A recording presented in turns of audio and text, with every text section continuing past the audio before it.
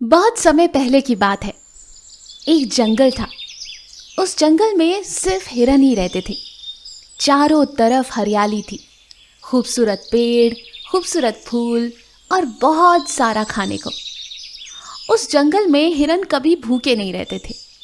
वो पूरी आज़ादी से वहाँ घूमते थे, दोस्तों के साथ खेलते थे और अपनी खुशहाल जिंदगी जी रहे थे। तभी एक दिन एक हिरन वहाँ से टहलते टहलते न जाने कहाँ रास्ता भटक गया और गलती से जंगल के बाहर एक दूसरे जंगल में पहुँच गया।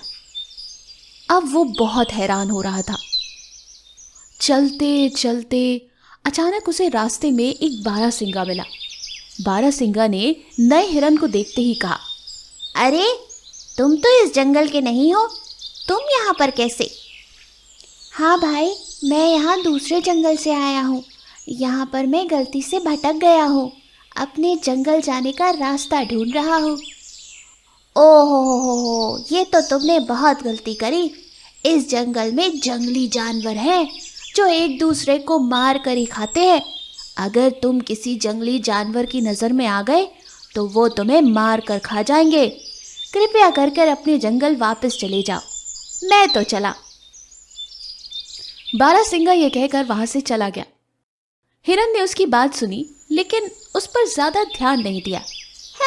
आया बड़ा, खुद भी तो हिरन ही है ना। अगर ये जिंदा रह सकता है तो मैं क्यों नहीं?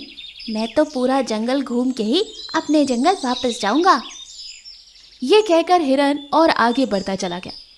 चलते चलते अचानक वो एक पेड़ के नीचे पहुंचा और गलती से उसका पैर पेड़ के नीचे बैठे शेर की पूंछ पर पड़ गया। सोता हुआ शेर अचानक से खुर्राते हुए उठा। उसने हिरन को देखा और हिरन ने शेर को। हिरन की हालत खराब हो गई। वो अपनी जान बचाकर तुरंत वहां से भागा। शेर काफी दिनों से भूखा था। उसने हिरन को देखा, वो भी गुस्से में उसके पीछे भागा। हिरन भागते भागते अपने जंगल की तरफ का रास्ता पकड़ लेता है और अपने जंगल वापस आने के लिए तेजी से दौड़ता है। लेकिन शेर के आगे वो कहाँ जीत पाता। शेर ने उसको रास्ते में ही पकड़ लिया और दबोच कर खा गया। इसी के साथ हिरन की जिंदगी खत्म हुई। लेकिन वो एक गलती कर गया। हिरन शेर को अपने गांव का रास्ता दिखा गया। जब शेर ने देखा कि ये तो एक नया जंगल है, वो उस जंगल में आगे बढ़ता चला गया। लगता है इस जंगल में बहुत सारे जानवर हैं जिन्हें मैं खा सकता हूँ। शेर ने देखा वहां बहुत सारे हिरन थे। शेर के मन में लालच आया। उसने तुरंत हिरनों का शिकार करना शुरू कर दिया। शेर को जब भी भूख लगती वो एक हिरन को पकड़कर मारकर खा जाता। बेचारे सारे जंगल में हिरनों के दिल में दहशत पैदा हो गई। वो अब अपनी झाड़ियों में ही रहते। उन्हें अपनी जिंदगी का बहुत खौफ था। जब भी कोई हिरन बाहर निकलता, शेर उसको दबोचकर खा जाता। इस बात से परेशान एक दिन सारे हिरनों ने एक मीटिंग बुलाई। हिरनों का सरदार उन लोगों से ये बोलता है, हमारे जंगल में एक भूखा शेर आ गया है। धीरे धीरे वो हमारे परिवार के सदस्यों को खा रहा है। हमें कोई उपाय समझ नहीं आ रहा कि अब हम क्या करें। मुझे लगता है कि अब हमें ये जंगल छोड़कर जाना पड़ेगा, वरना एक एक करके शेर हम सबको खा जाएगा। तभी उस झुंड में एक छोटा हिरन था जो झुंड का सबसे चालाक हिरन था।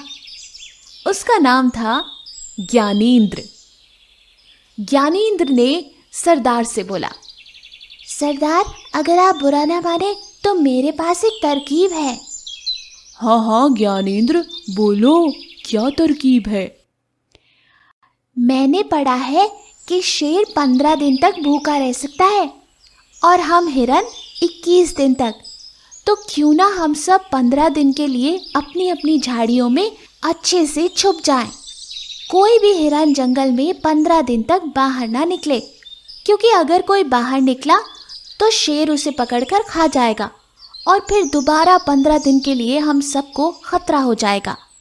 इसलिए आज से आने वाले 15 दिन के लिए हम सबको झाड़ियों में छुप जाना चाहिए। 15 दिन तक अगर शेर को भोजन नहीं मिला तो या तो वो मर जाएगा या फिर जंगल छोड़कर भाग जाएगा।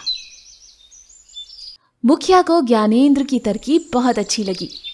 उसने सभी हिरणों को ये आदेश दिया कि आज अमावस का दिन है, सब लोग अपनी अपनी झाड़ियों में चुपचाप छुपे रहेंगे, कोई भी बाहर नहीं निकलेगा।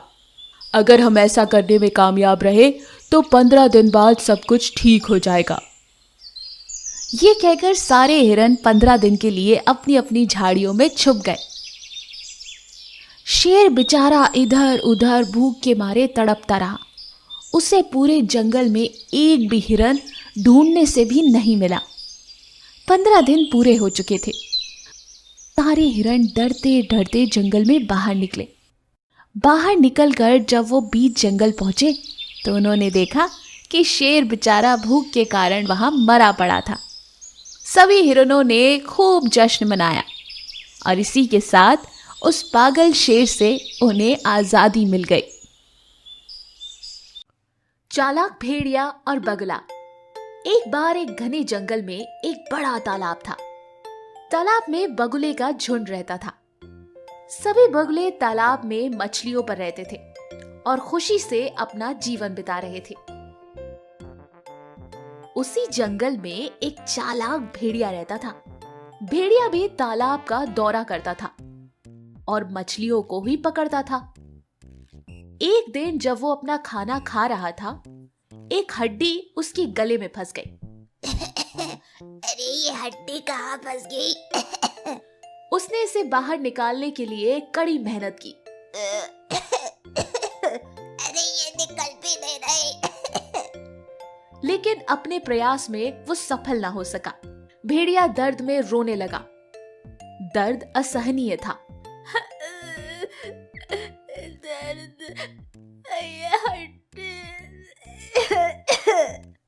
भेड़िया चिंतित हो गया था और उसने सोचा, दर्द निश्चित रूप से कम हो जाएगा, लेकिन अगर हड्डी बाहर नहीं आई तो क्या होगा? मैं कुछ भी खा नहीं पाऊंगा। भेड़िया इस समस्या से उभरने के लिए कुछ संभव उपाय सोचने लगा। अचानक उसने याद किया कि एक बगुला जो पास की झील के तट पर रहता था, उसे यकीन था कि वो अपनी लंबी गर्दन से आसानी से हड्डी तक पहुंच सकता है और उसे बाहर निकाल सकता है। भेड़िया बिना इंतजार किए तुरंत बगुला के पास गया और कहा, मेरे दोस्त, मेरे गले में हड्डी फंस गई है और बहुत अंदर चली गई है। अगर आप इसे अपने लंबी चोंच से बाहर निकाल देंगे तो बहुत मेहरबानी होगी। मैं तुम्हें सुंदर सा इनाम भी दूंगा और हमेशा आपका आभारी रहूंगा। बगुले ने बहुत सोचा। वो भेड़िए के गले में अपना सिर डालने के बारे में सोचकर ही घबरा रहा था, लेकिन वो स्वभाव से लालची था, इसलिए वो भेड़िए की बात में आ गया और अपनी चोंच से उसकी हड्डी निकालने की मदद करने लगा। उसने अपनी लंबी चोंच से प्रक्रिया शुरू की। बगुले ने भेड़िए की गले की गहराई तक अपनी चोंच डाली और हड्डी बाहर खींच ली। आपका बहुत बहुत शुक्रिया, आपने मेरे गले की हड्डी बाहर निकाल दी। आहा, कितना अच्छा लग रहा है। धन्यवाद करके भेड़िया तुरंत वहां से चलने लगा। तभी बगुले ने कहा, अरे कृपया करके मेरा इनाम तो दीजिए। आपने कहा था मैं हड्डी निकालूंगा तो मेरा इनाम मिलेगा। भेड़िया ने कहा, क्या इनाम? कौन सा इनाम? तुमने अपना सिर मेरे मुंह में डाल दिया और मैंने तुम्हें खाया नहीं, सुरक्षित छोड़ दिया। ये मेरी दयालुता है, समझ रहे हो? अब भाग जाओ, अन्यथा मैं तुम्हें मार दूंगा और तुम्हारा मांस खा जाऊंगा। बेचारा बगुला निराश हो गया, लेकिन उसको आज एक सीख मिल गई थी कि हमेशा दुष्ट लोगों से सावधान रहना चाहिए। आज की कहानी उड़ने वाला बंदर। एक बार एक टिप्पी नाम का बंदर एक नदी किनारे खेल रहा था। वो चारों तरफ देख रहा था। अचानक उसकी नजर एक पक्षी के पंख पर पड़ी। उसने वो दोनों पंख उठा लिए। टिप्पी उन्हें देखकर बेहद खुश हुआ और उन्हें उठाकर घर ले आया। उसने उड़ते हुए सारस को देखा और बहुत परेशान हो गया। उसे लगा कि वो कुछ नहीं कर सकता क्योंकि वो उड़ नहीं सकता। ये सारस बहुत भाग्यशाली है। देखो, ये उड़ के कहीं भी जा सकता है, नदी के ऊपर से उड़ सकता है। काश मुझे भी किसी तरह पंख मिल जाते ताकि मैं भी उड़ सकता। ये सोचते हुए टिप्पी ने सावधानी से गोंद लगाकर उन 2 पंखों को अपनी पीठ पर चिपका लिया। फिर वो बगीचे में चला गया। शाइनी नाम का एक सारस बगीचे में एक पेड़ की शाखा पर बैठा था। शाइनी, अब मैं भी तुम्हारी तरह उड़ सकता हूँ। शाइनी, सच में? ये कैसे संभव है? टिप्पी जल्दी से पेड़ पर चढ़ जाता है और पंख फड़फड़ाकर उड़ने की कोशिश करता है और धड़ाम से जमीन पर आकर गिर जाता है। शाइनी, टिप्पी, आप केवल पंख लगाकर नहीं उड़ सकते। चलो, मैं शर्त लगाता हूँ, 1 महीने के अंदर अगर तुमको उड़ के दिखाया तो। शाइनी, अरे भूल जाओ, आप शर्त कभी नहीं जीतोगे। मैं निश्चित रूप से 1 महीने के भीतर उड़ान भरने में सक्षम हो जाऊंगा। मैं उसकी जिम्मेदारी लेता हूँ। शाइनी, ठीक है, यदि आप शर्त जीतते हैं तो पूरा 1 महीने में आपका नौकर बन जाऊंगा। टिप्पी शर्त मान लेता है और घर आकर पूरी रात वो यही सोचता रहता है कि वो उड़ेगा कैसे वो ये शर्त जीत पाएगा। पूरी रात उसे कुछ भी समझ में नहीं आता। अगले दिन उसकी माँ फ्लाइंग बैलून के बारे में बात कर रही थी, जिसमें एक बलून बनाया गया था। इसमें हीलियम की गैस भरो तो बलून उड़कर आसमान में चला जाता था। टिप्पी को अपना आइडिया मिल गया था। उसी तर्ज पर उसने सोचना शुरू कर दिया। उसने तुरंत जाकर एक गुब्बारा खरीदा और उसमें हीलियम गैस भर दी। जैसे ही हीलियम गैस बलून के अंदर गई, वैसे ही बलून हवा में ऊपर उड़ने लगा। टिप्पी ने गुब्बारे का एक सिरा अपने हाथ में पकड़ लिया और गुब्बारे के साथ उड़ने लगा। उस समय उड़ने वाले पक्षियों ने टिप्पी को ध्यान से देखा और उनमें शाइनी भी था। वो टिप्पी के पास आकर उड़ने लगे। टिप्पी को उड़ता देख वो सब बहुत रोमांचित हो गए। शाइनी, आप शर्त जीत चुके हो, अब आप नीचे मैदान में आ सकते हैं। पर टिप्पी नीचे नहीं आ पा रहा था क्योंकि गुब्बारा हवा में और ऊपर ऊपर जा रहा था। वो डर गया। अगर वो नीचे आया तो पक्षी और जानवर जान जाएंगे कि उसने गुब्बारे की मदद से उड़ान भरी थी। कुछ देर बाद बलून से हवा निकल गई और टिप्पी धड़ाम से जमीन पर आकर गिर पड़ा। गिरने की वजह से उसे बुरी तरह से चोट भी लगी और सभी ने टिप्पी के पास गुब्बारा पड़ा देख लिया। बहुत अच्छा हुआ तुम्हारे साथ। तुमने गलत तरीके से शर्त जीतने की कोशिश की थी ना, अब मजा आया। तभी टिप्पी की माँ वहाँ आई। माँ ने कहा, टिप्पी, प्रकृति ने हम सबको अनोखा बनाया है। जैसे कुछ पक्षी चल या दौड़ नहीं सकते हमारी तरह, इसी तरह हम भी उनकी तरह उड़ नहीं सकते। इसलिए किसी की भी नकल करना मूर्खता है। टिप्पी ने शाइनी से माफी मांगी।